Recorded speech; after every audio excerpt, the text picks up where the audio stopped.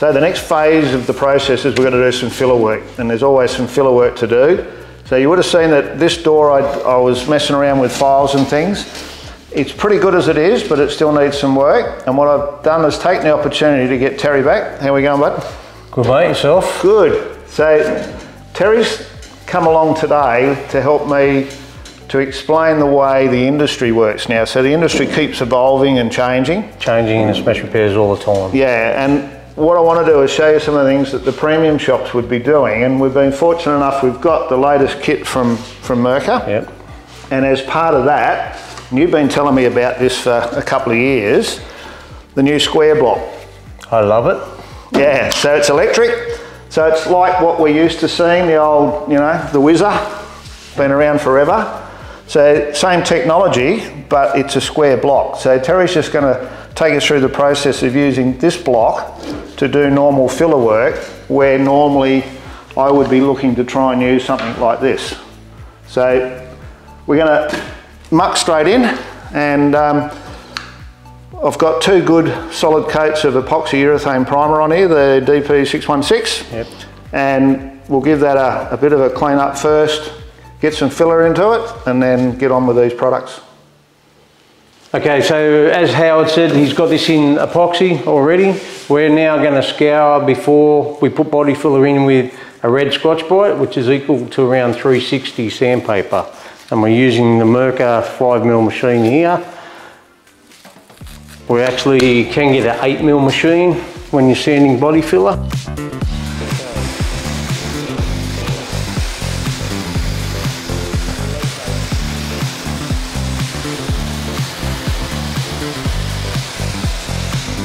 What we're actually doing here, Howard, is we're actually sanding the panel with the epoxy, trying not to break through, and we're also sucking the dust up at the same time with very minimal floating around. Yeah, so we're making that dustless again. So if we're doing it by hand, we'd be all covered in dust. Dust everywhere. Yeah.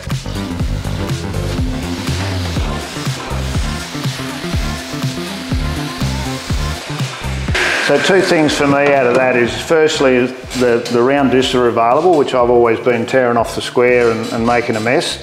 So the real benefit is the dust saving, and you don't need to work this real hard. We're really just trying to give it something to bite onto. Yep. And it's interesting when you read the data sheet, if you apply this, you've got an 8-hour window where you can apply, I think it's after 30 or 40 minutes, you can apply your filler over, virtually like a wet on wet, where you don't even need to rub it at all. Yeah. Which really surprises a lot of people. Righto, so we've got that ready to take some filler. We'll get some mixed up and get into it.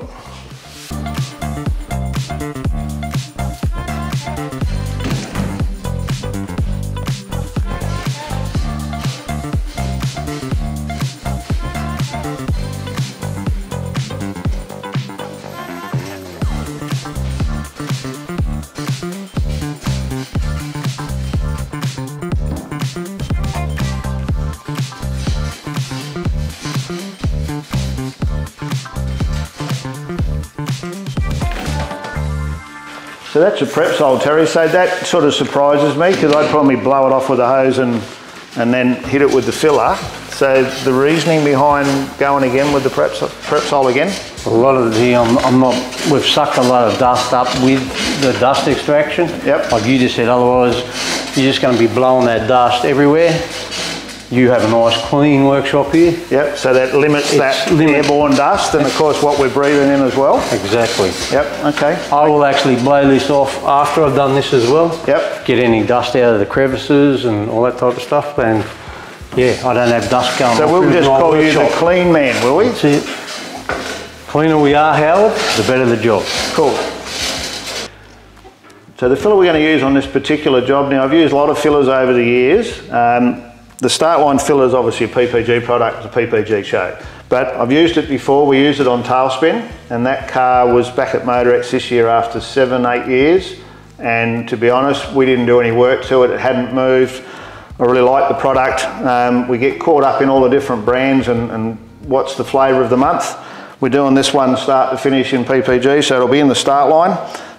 Comes a couple of ways, 3 litre tin, but this one here has been developed for the smash work and where they're doing smaller jobs, and it's a dispenser that actually gives you the ratio, the correct ratio for what you're applying.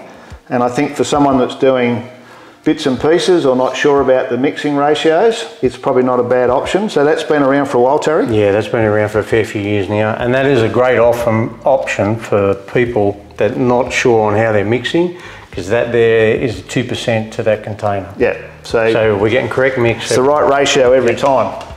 Now, people would have seen me as well on the channel use a set of scales, and that's okay if you've got a set of scales, and I mean, they don't need to be a 240 one, they can be a smaller one, like a digitised kitchen scale.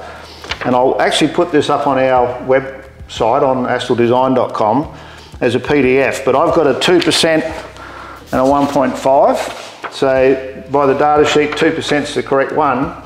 But if it's really hot or you're trying to do bigger areas and you don't want it to go off while you're working it, you can go down to 1.5, and then I'll weigh the filler we're going to use and then add the grams of the hardener on the scale. So we can do that.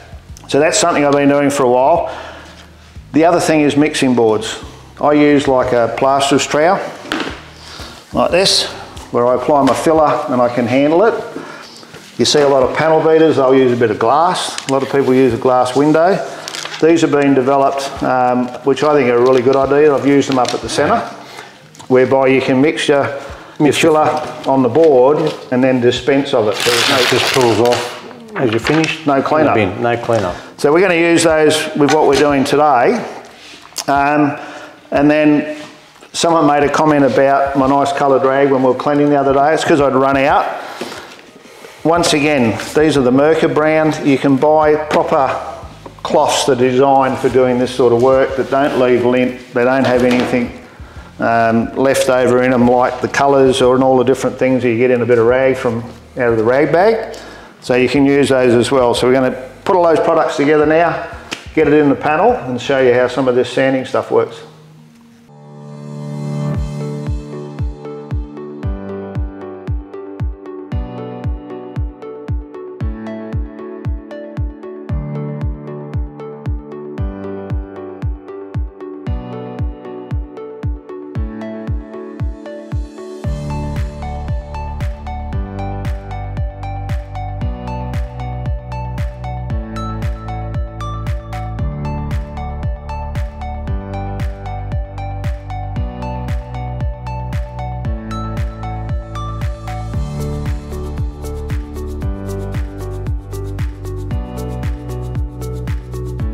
One way of putting it in, you try and get a nice tight coating first, rather than just slap the whole lot in one go. Once you have a fair bit in, I would try and even do it crossways to try and pull your body filler a bit more level. Because your main aim here is, if the nicer you can get it in, the easier it is for yourself to rub it down later on. So one of the things you can do here, and I'll show you when I'm doing some later, if you're doing an area like this you don't want to do here, you can take that off. And when you pull the tape off, obviously you get an edge, but you're going to sand it anyhow. So you can take the area off that you don't want the filler on. And as Terry said, the idea is to get it in as smooth as you can. And then now we'll work to take it off. You would have seen a lot of people using splines. I think they're really good if you're not comfortable with the ability to get the filler in flat anyhow. I, at this stage, haven't moved to splines for applying the filler, but I think it's an option that's out there. Something else to think about is, because this has got a hardener in it, it's all governed by temperature. So today it's quite cool, it's probably only 20 degrees in here. This will go off quicker on a hotter day. So if you're in a hurry or you're trying to push the envelope a bit, you can wave the heat gun over it. I wouldn't put too much on it, but you can put the heat gun over and it'll start that hardener accelerating to actually get it to go off a bit quicker. It's been about 8 minutes now, and you can actually feel the heat coming out of that, but at the same time it's still sticky. Now if I put paper on there, it'll rub it, but it'll just block the paper up and it'll be gone. So it probably needs another minute or two. Once you get to a point where it's not sticking to the glove, you can start sanding it. But right at the moment it's working, but it's not ready yet. Guide coat. A lot of people only think about it for primers and for paint and clears and things. it's awesome on filler. So this is the dry coat. It's a little bit messy. You can use pressure packs as well, but this stuff goes on pretty good. If you're using it on body filler like this, can tend to actually wear this out pretty quick. That's actually got a bit of fabric around it because it's quite an old tin.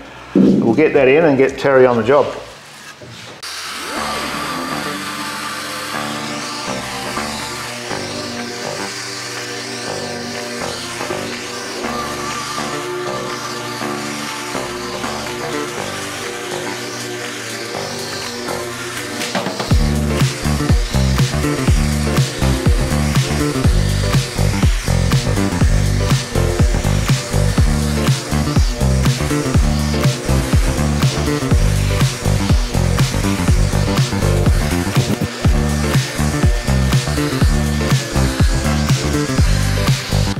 As Howard said before, and you can see with the guide coat we're using here, it's showing up, there's a low in the door there, so it does give you a very handy hint on where you need more filler or where you need to take filler out.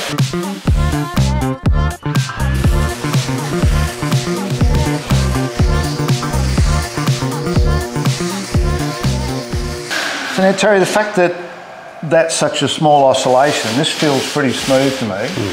So do you go one more now? So 120, because we're going to do poly. So what's the process now? Do we go one more? I normally go 180. Do we go on more again? What's the go? I would go to 180 still. Yeah, I like to. It just, and plus we're going to play more with this door. Yeah, we've got more to do, but I'm just trying to look at the process because going from what I used to use mesh, now I'm going to the new Galaxy paper, which just that quick feel I'm seeing already I think is way better. Yeah. But that next stage now, you know, the old days we used to do 80 grit, put the high build on, away you go, where I like to now work my way all the way to 180. Yeah. So I just feeling that, it doesn't feel like 120. I would still go to 180. Cool, okay. You have less chance then of sink back later on in primers. Yeah. That's the main reason, but yes, it does feel a lot better with the 120 paper. So then we'll go again with we'll trace it again. Yeah, as you said, you see your circles here are very small. It's not big scratch marks with the whole panel. So people are wondering about this whole process of fillers and epoxies. This whole cut through now, what we're going to do is once we get this in, I'll put some more epoxy over it. You can use a brush or even a foam block, and I'll explain that in this episode, because sometimes you might get this done up to lunchtime. You can put a bit of epoxy on that, and when you come back, work the next area so you're not putting your filler over the bare metal. Yeah.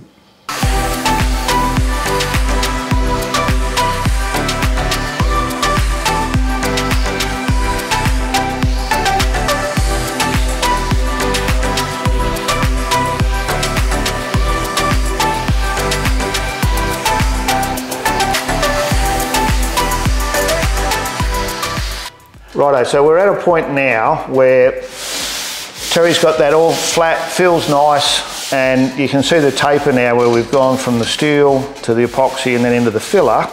And then obviously it's a bit low through here, and then we're picking up the epoxy here and a bit of steel on the edges. So that's what we're after, because we knew we had a little bit of a problem there. Once we get to that stage, I'm going to blow it off with air because I'm looking for pinholes, because unfortunately it's the nature of the beast. But PPG have got a very good product in the A655, which is pinhole filler, and I've had this on the go for a while. So I know this is loud on the camera, so I'm just going to blow this.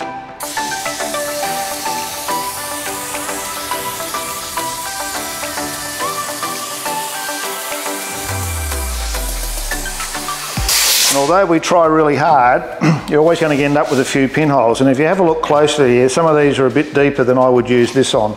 So in this area here, so I would wipe a little bit more filler in those. You can use like a lighter filler, and I'll show you that in some of the areas I'm doing. But this product, just with one of those lint-free rags, I'm just going to rub a bit of that in, and you'll see straight away here where it's picking up the little spots. Now this dry product will go in and fill those up, and then when you put your epoxy back over, it'll harden that up and fill it up.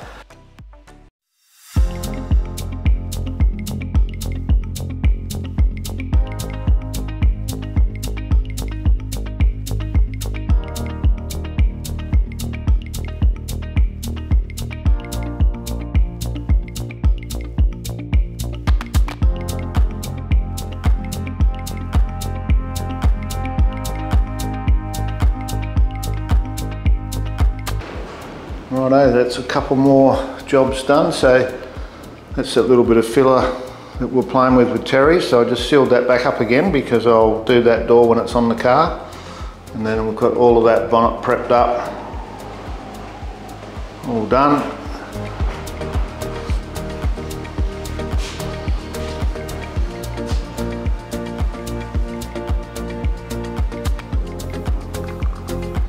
The next job now is to get the main body in here, get it all cleaned up and deoxidined and ready to go as well. Righto, so it's Sunday morning, so I've got this thing finally in the booth, pretty much marked up. So I've made some decisions in relation to being able to put it back together quickly, and one of those was to leave these door hinges on. So I've masked them up. Because I haven't worked on the car before, I didn't really want to be trying to fully adjust the gaps and all again to do the filler work. So I've got it cleaned up, I've sanded it, I've sort of gone around and fixed things up. I end up making a decision to fully weld these. I was just uncomfortable to have that potential issue later on. And I've got that back bumper off now and sanded all that up. Been around all these little edges and things to make sure that I'm happy. The only process left now, and you'll see the sign up the front, there's a bit of a clean up and one more deoxidine because I've been sanding and cleaning and touching everything.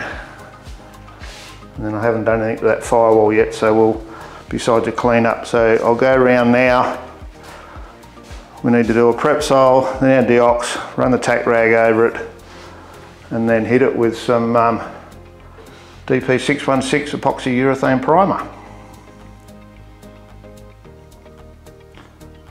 Oh yeah, by the way, the reason the bonnet's still there is I couldn't move it on my own, so first job when someone turns up here is we'll get that out before I start painting.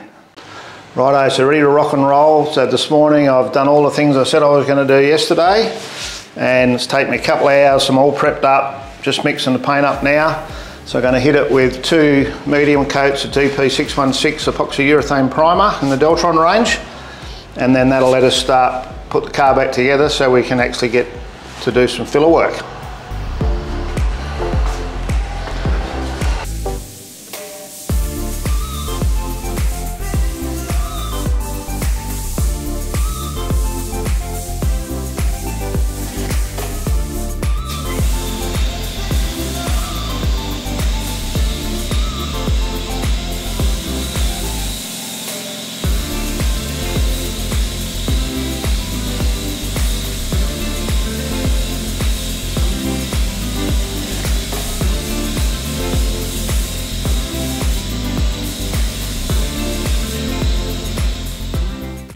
So I came out this morning and decided that seeing this is in the booth and all set up, we've got all that inside already prepped, I nearly need to get that sealed up. So it's all been deoxidine and ground and sanded and messed about with. So the plan is to get that in CF epoxy.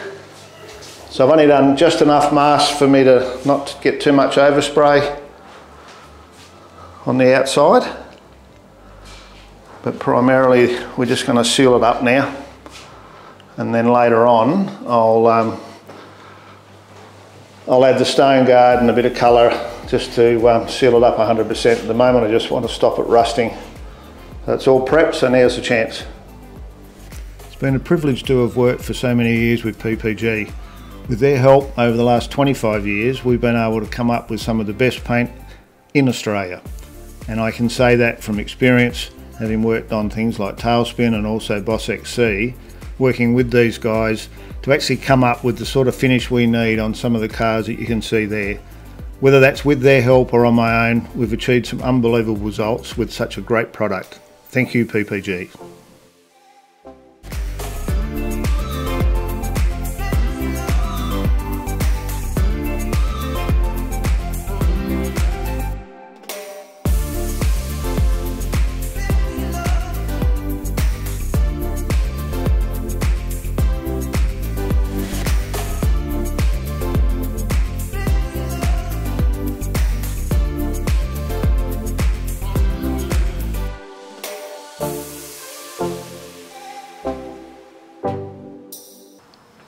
time to get some filler in this thing. So this area here, where the factory joint is, I've fully welded that, and then I obviously put 2 coats of epoxy on it. I've gone to tape it up this morning, and I found a small split in the corner here, so I've TIG welded that up and ground it up and just brushed a bit of epoxy on there, and it's been on there long enough now that it's set. I've just taped off these areas here, so when I put this heavy fibre fill type filler in, I don't want to get it over the edges because then I've got to get it back out again. So I've just taped that off. I've got some gloves on. Now rather than use the black gloves, I just buy these from Woolies. I find they're a nice tight fit if you get the small ones.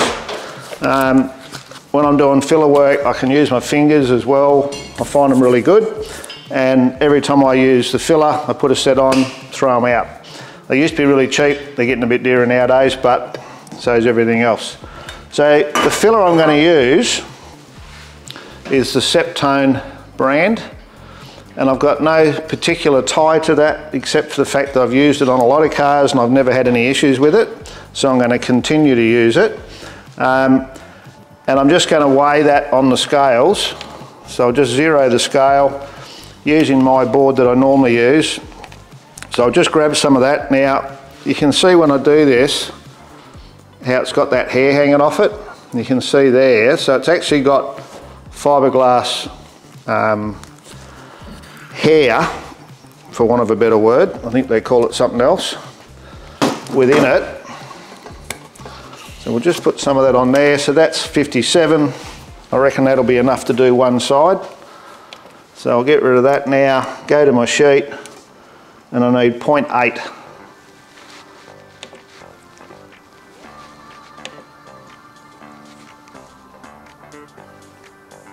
.5, 0.8.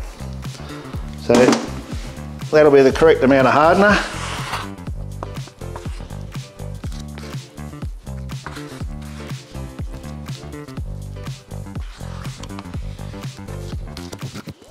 Now you've really got to make sure that when you mix this up it's all the one colour, because if it's still light then it's not going to go off properly.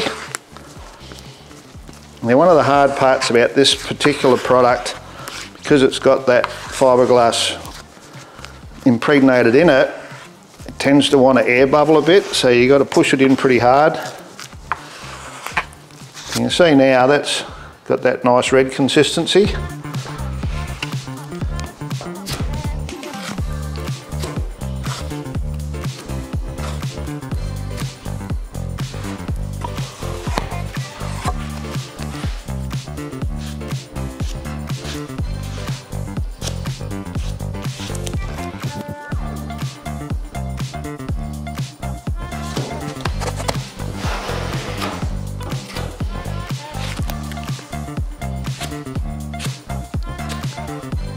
So my plan with this is to have it just slightly below the level that my other filler will be. So I'm going to get this in, sand it up, and then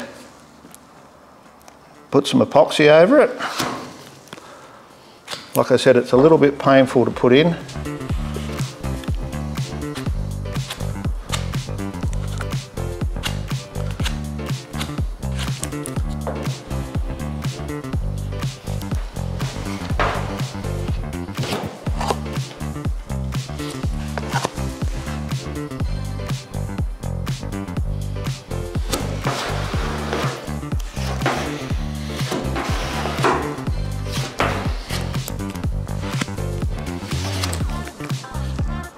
Should have left that alone, I was close enough.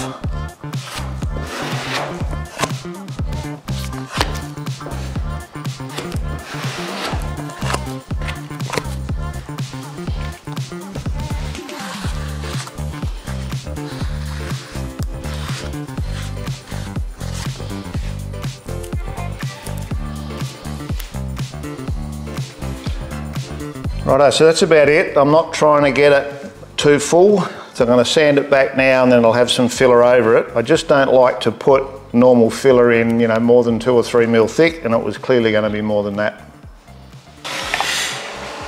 So give that a quick block with just by hand with the vacuum on it to take the top off it, and then I ended up grabbing the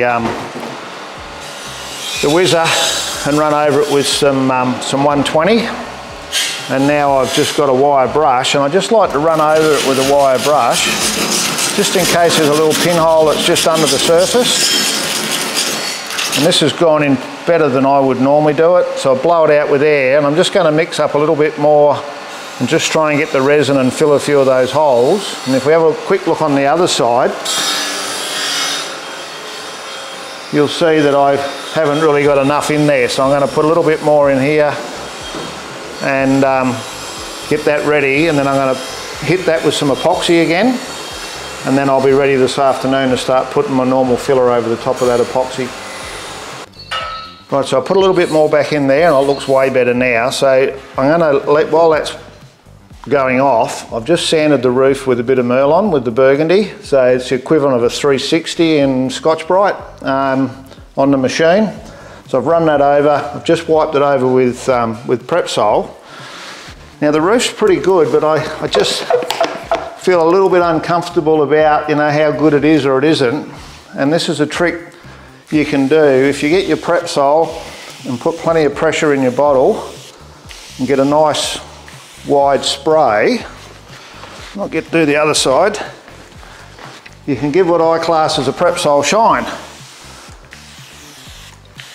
And then if you give that a minute to settle,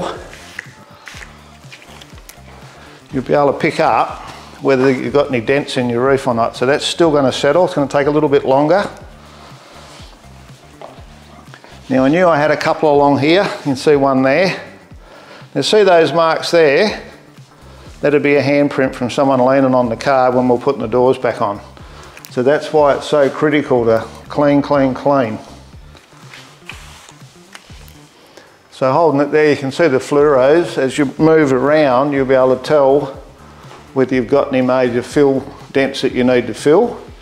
Now we're going to use spray poly on this. So it's got quite a few grind marks and stuff in it. They'll come out in the spray putty, or the poly, as they call it nowadays. You can see those dents down the side there now, real obvious. So I knew I had to fill those. And I've got a couple of little things down these pillars to fix, like that. So it's a good way to go. It takes a little while just to settle, but you can see there now with the signs and all, gives you a good idea whether you've got any major imperfections in that panel. Just makes life a lot easier.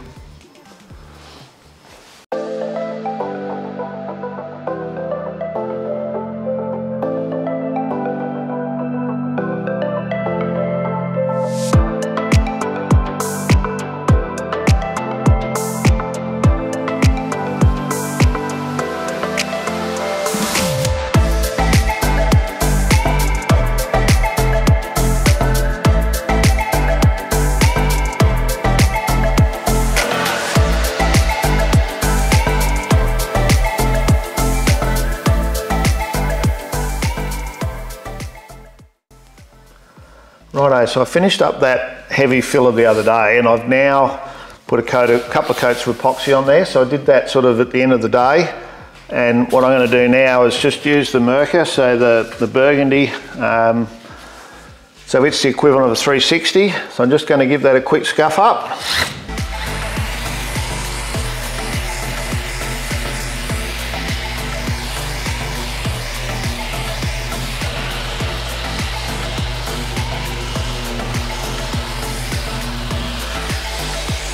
Now I've actually got a bit of a mark through here when this quarter was put on, and I've hammered that up a bit, but I can still feel it. So I'm going to sand down through here, and I'm going to fill pretty much from here up through this line and up into the roof.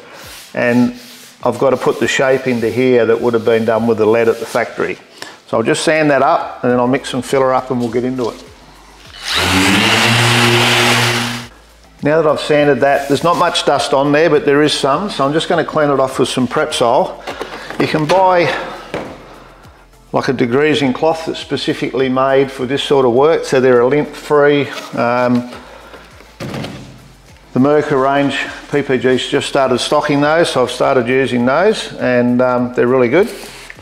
So I'll just give that a quick wipe over. It's really just a dust thing, nothing else, because it should be nice and clean.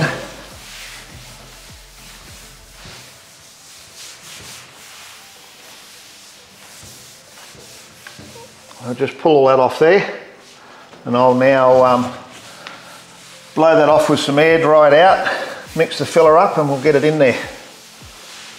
Righto, so we're using the start line filler. So I had Terry here from PPG, and he went through their processes. What I'm going to do now is show you how I do it. So he was using a steel card, I like a plastic card, and I like to use this style of thing to mix my filler on.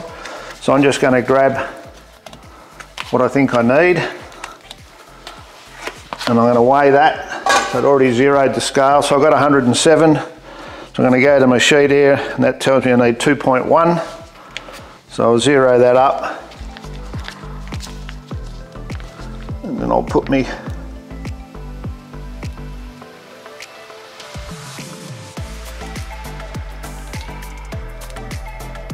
2.2, that'll be fine. So I'm mixing at 2% because it's quite cool this morning. I'm just going to mix that up now. Part of the process when you're mixing your filler is try and think about not getting air in it. And I try and do it on the basis as if I was making some bread with the dough, and you're trying to get everything mixed in together, but you don't want to fill it up with air, because that's just going to create a whole lot of air bubbles.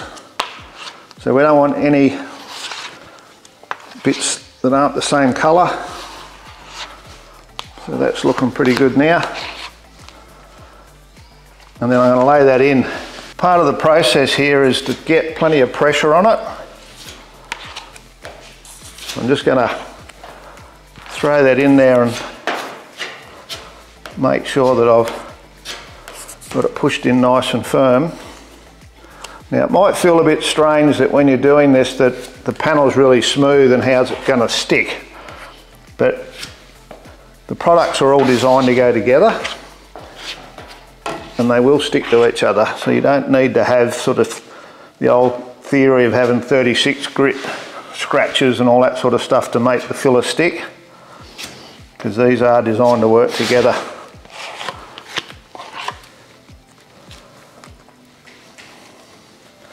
Now I might not get this out in one go, so I don't sort of want to load it up too thick. And I haven't done enough to do the whole lot all at once, so I'll do this and I'll give it a sand.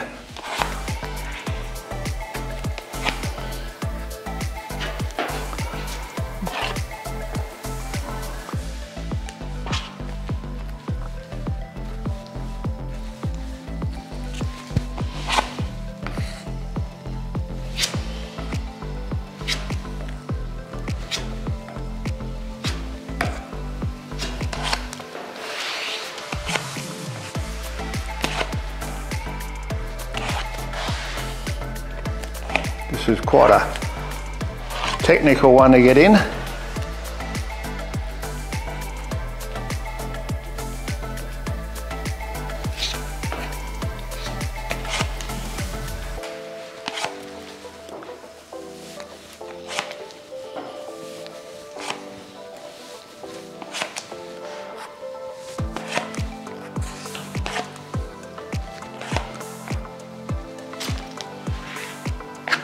Now that's not looking too bad.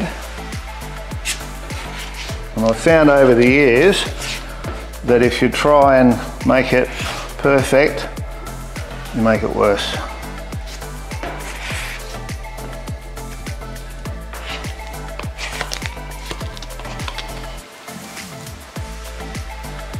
Like that, I just dug a little hole in.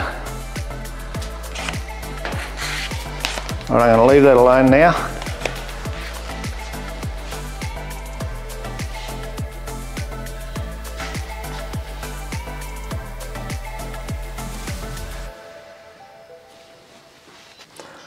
So I've got some dry coat, so you can use this. This is like a black powder.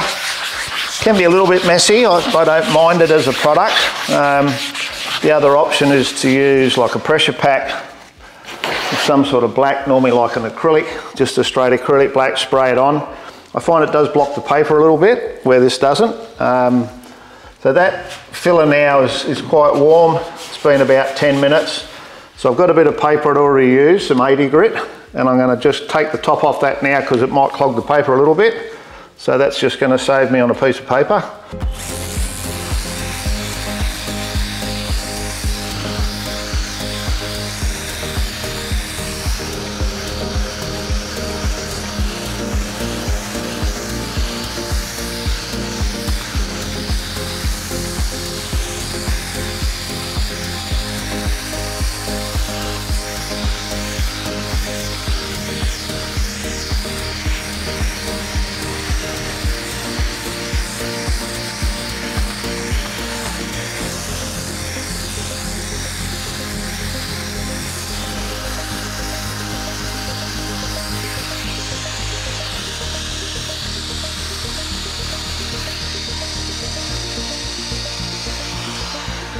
I've got rid of that old one now. This is a nice sharp one. So this is the 80 Galaxy from Mercer.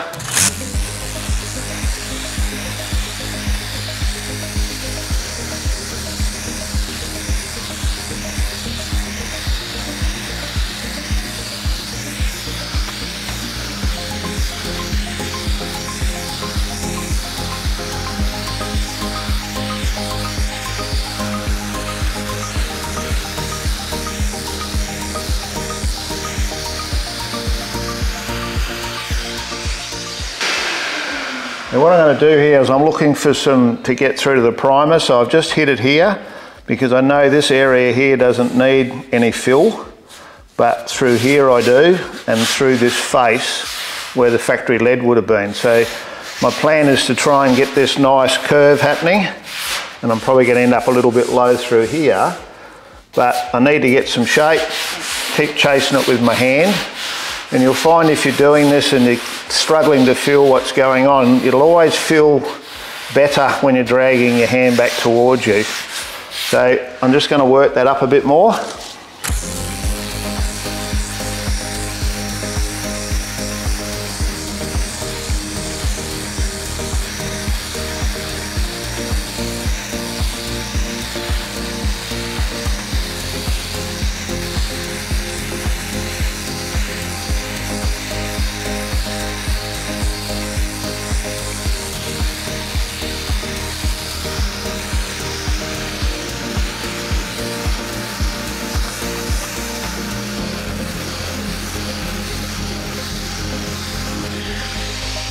Now you can see here it's starting to go through.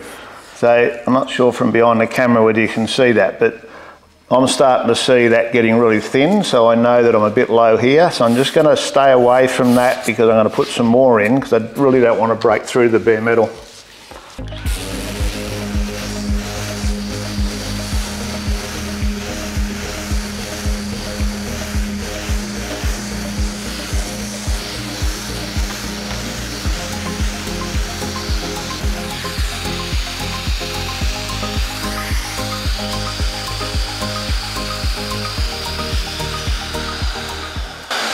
Now, whilst I've chased out all the trace coat, what I've got now is I can feel it's high here and then it's low, so it sort of goes like that. So what I'm going to do now is take a bit more off here, and then I'm going to leave this because I'm going to fill that with some more, and then next time around we should have a good chance of getting it out.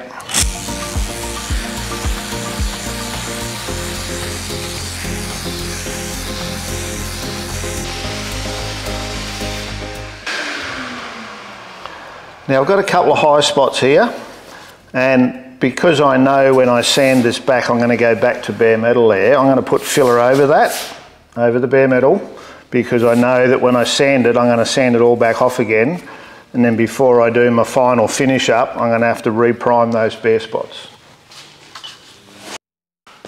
Now when you're doing this you've got to think about what you were just doing. So I know that I didn't really need any filler up here, and you're thinking, why is he gone back over it? I need some filler up there so that I can do my sanding process, but I'm going to try and go from nothing at the back here and just thin it out, and it's really about having that consistent new filler there to sand, because it's going to be a lot softer than the stuff underneath because it's getting close to fully cured. So So part of the process when you're sanding filler is don't put the filler in and go to lunch and then come back and then rub it, because it's going to be really, really hard and you really want to get to it before it starts to go off. So that first process of the sanding with the 80 grit really needs to be within that first 15 to 20 minutes, because you'll find it really easy to shape and really easy to sand. And if you let it go fully hard, like I say, you go to lunch and come back, what's going to happen is you're going to find that it's really hard and the paper's going to want to ride over it, and you don't get as good a result when you're trying to shape the metal or shape the filler. So once you get it in, if the phone rings, don't answer it. You need to sand it out while it's still in that nice sort of shape. Just going to show you how I would normally do it. So I've got this new tool they've given me to try, and I was using it with Terry the other day and I found it pretty good, so I thought I'd give it a run. So I've taken the roughness off with that. So this second coat now is a bit thinner, and you can see the shape's already better. So this is an adjustable tool, so you can actually crank it up and get that curve. And I'm going to use that now to see how I go to get some shape. And it's still about me knowing where to take it, and then obviously I can't use it down here, so I'm going to do this top section first, then I'll straighten it up. So same deal, it's warm but it's not sticky, so I reckon it's ready to rub. So I'll just turn this vacuum on.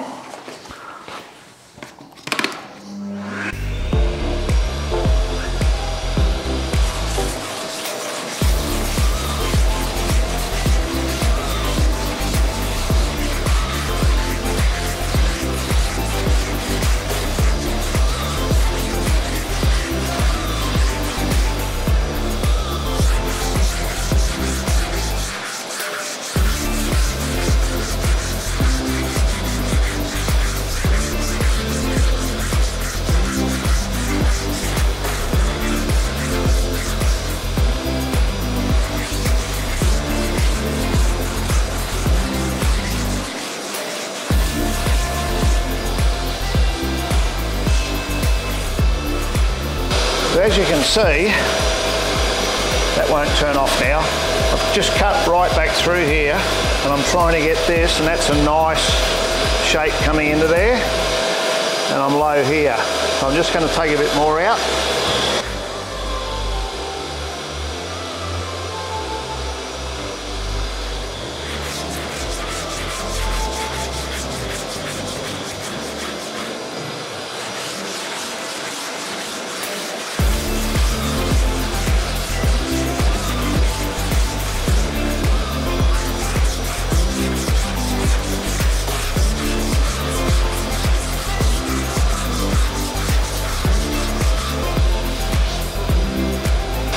So I'm back to my primer, my first layer here and now my second, so I'm starting to fill those up. So I might go to another one of these, I think.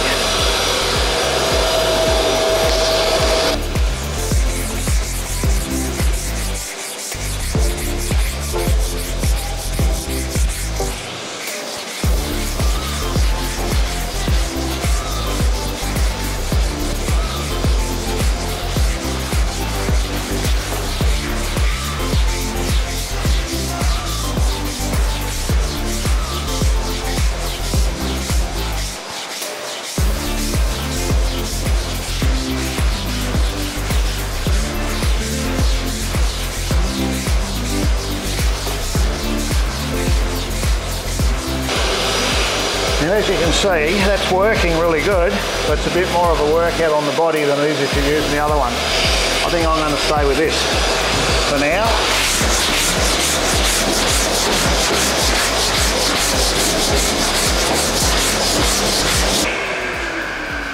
Whew.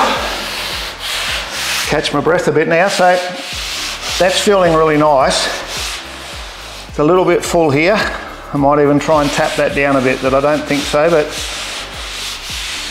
it's about trying to get a shape that I think the factory would have had, but I don't really know what the factory had because the car came here with nothing in it. A bit full in here, but it's nice through that turn.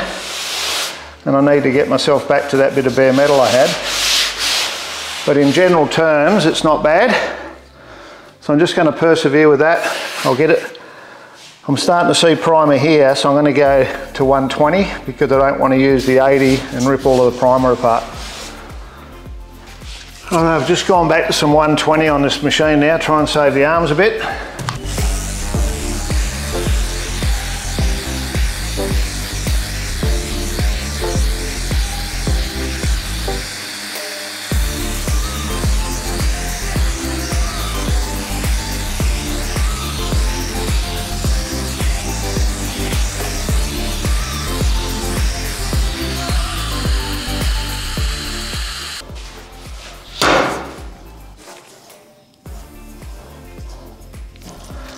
That goes straight up and then turns down. So that's what I'm not sure about. I'm going to go and check the other side in a minute. It hasn't got any filler in it.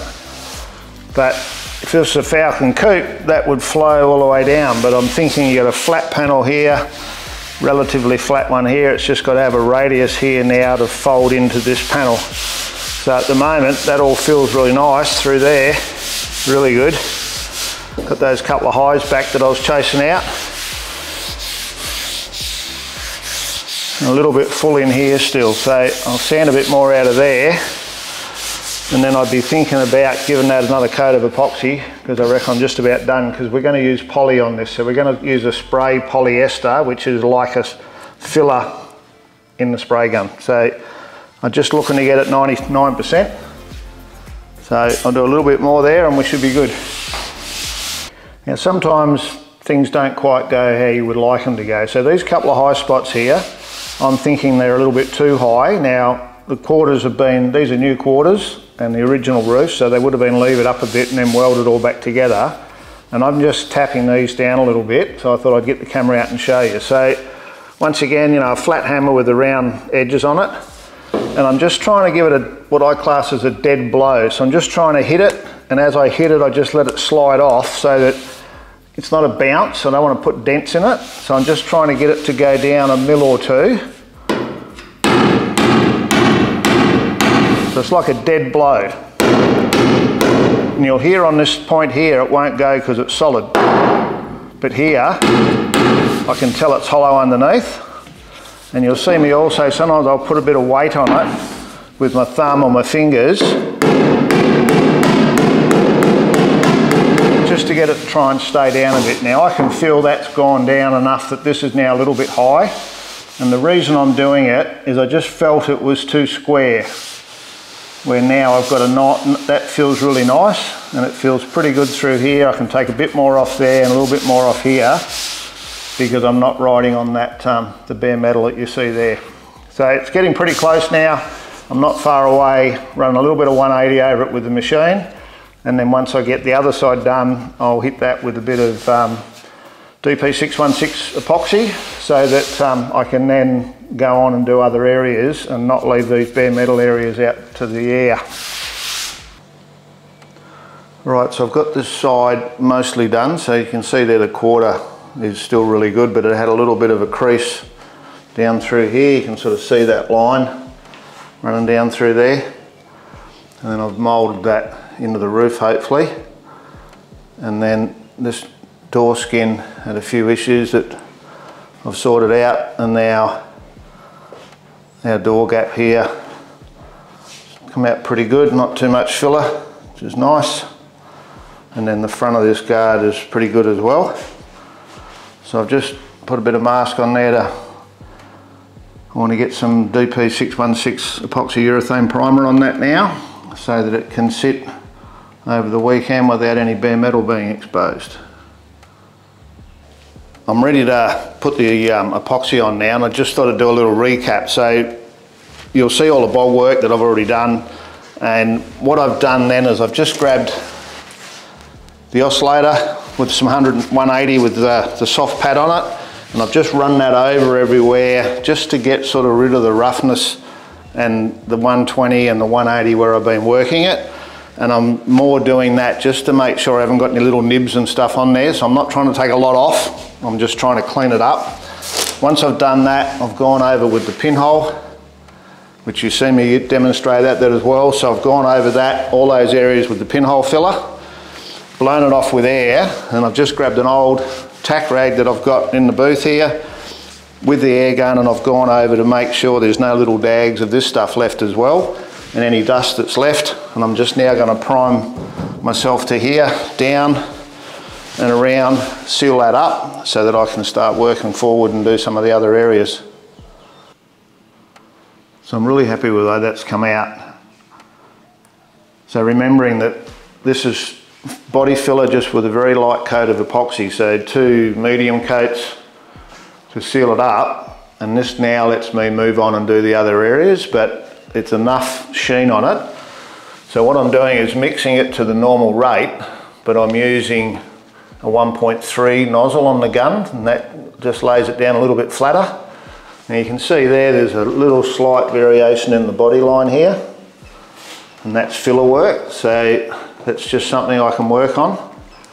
But in general terms, for the first go, I'm pretty happy about the way that looks.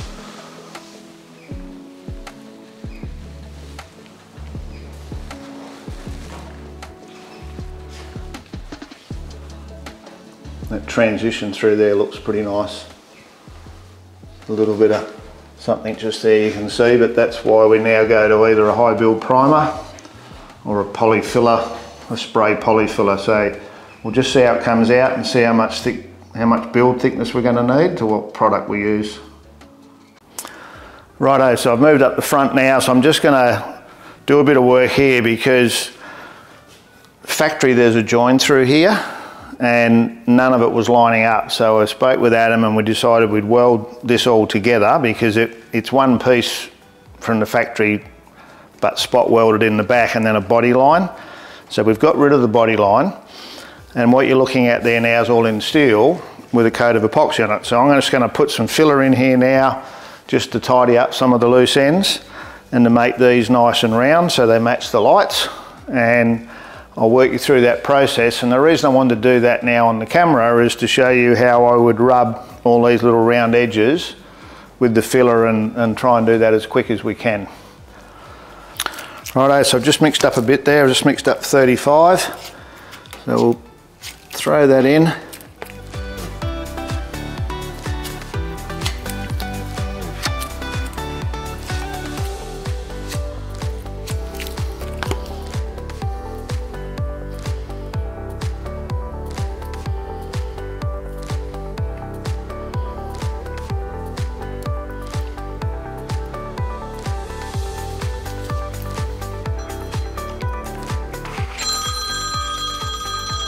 What did I say the other day? Don't answer the phone.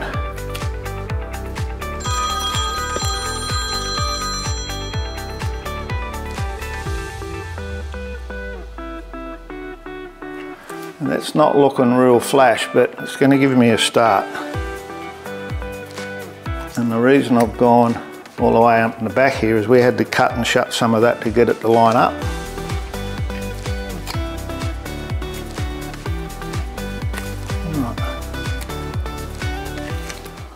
Right, I'm ready to give that a rub now. Now, this is a fairly new block that Mercer have brought out, and I was fortunate enough to trial it last year, and it basically comes apart and you get 4 different, so you get a flat version, concave, convex, and then one not so curved, and they interchange onto that base block. So I'm going to use that one. I've got a bit of worn out 80 there that I'm just going to start my clean up with, and then I'll get in and give that a sand.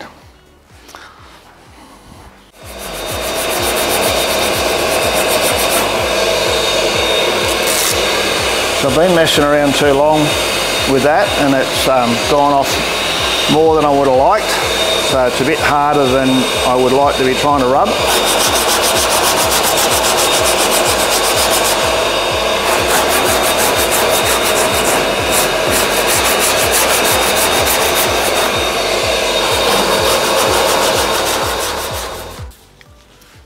Righto, so another little tool that I've used a lot, and you would have seen me use it on Boss XC, is a die grinder.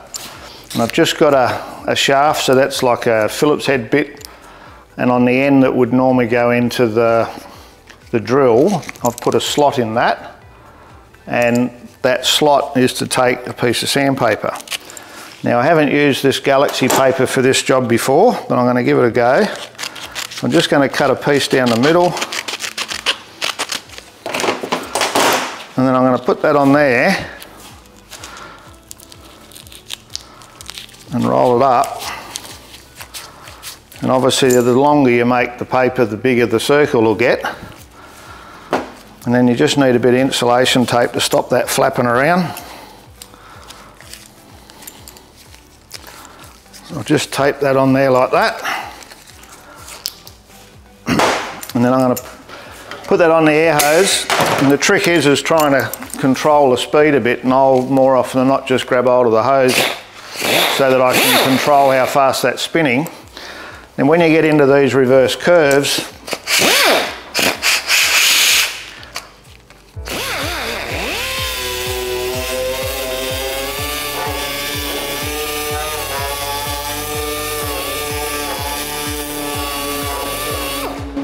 now it sort of kills the no dust scenario, but on an area like this it's a little bit hard to do that. You can run the vacuum next to it if you've got enough hands. I'll just go out and turn down the air on the actual filter. So if I'm doing an engine bay or something like that, then I'll set myself up a bit better than I am now, but I'm just trying to show you some things while I'm doing it.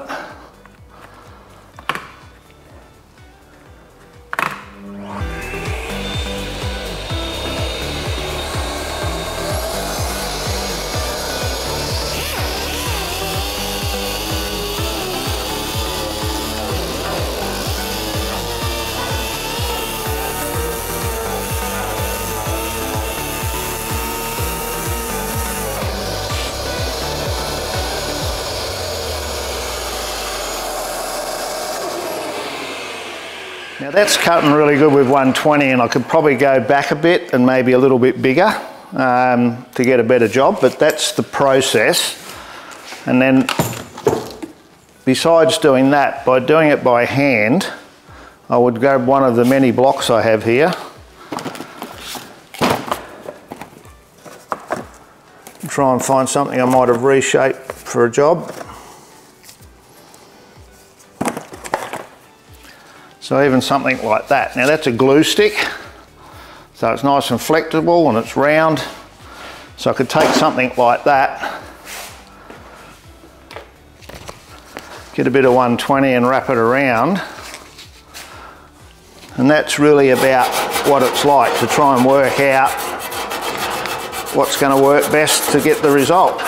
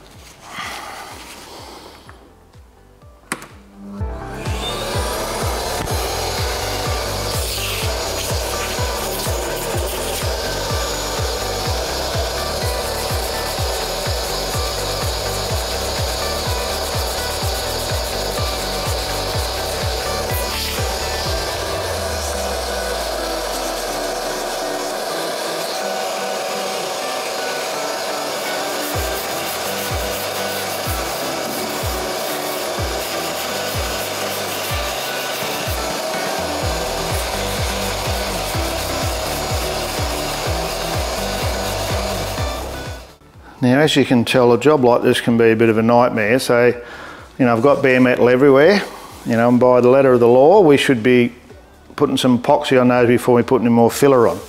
Now, I've done pretty well with the shape, but I want to get some in here to get this line right, a bit in here, and I'm probably a little bit underdone here because that's that transition line again.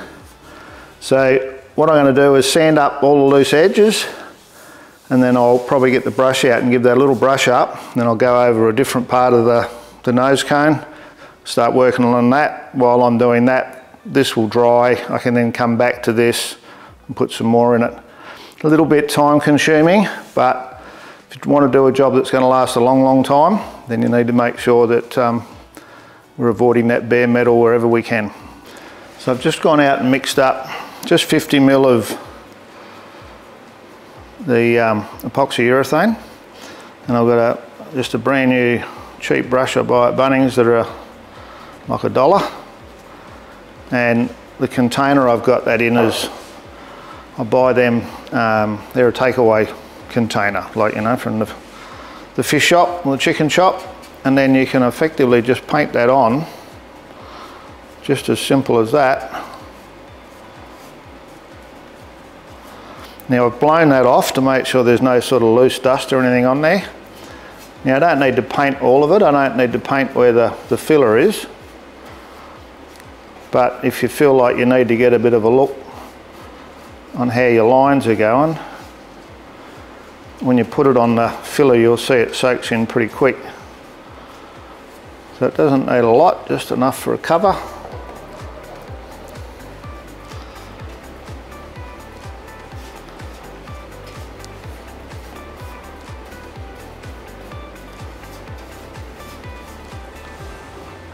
Soon I've got that going, I might even give it a full coat so I can see what I've got.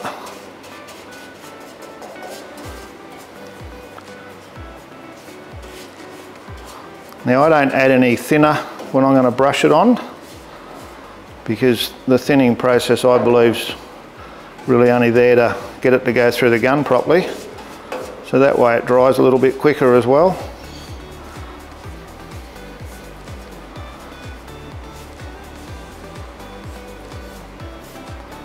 Make sure I've got full coverage there. Now I'll just wash that brush out with some gum wash, and then I'll put the lid on that container, and that'll be good for the rest of the day, that what I've mixed up there now.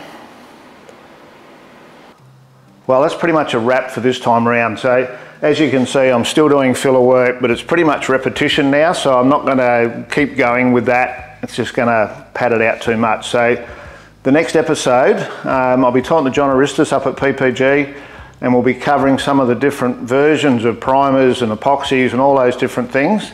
And along with that, all the other bits and pieces that I'm doing to get this car now into primer, because after that we start to look at doing some paint. So thanks for joining us again. Don't forget, if you like what you're watching, share it with your friends, subscribe to the channel, click the like button. If you've got any comments, I will get back to you 100% for sure. And we'll see you next episode in a couple of weeks.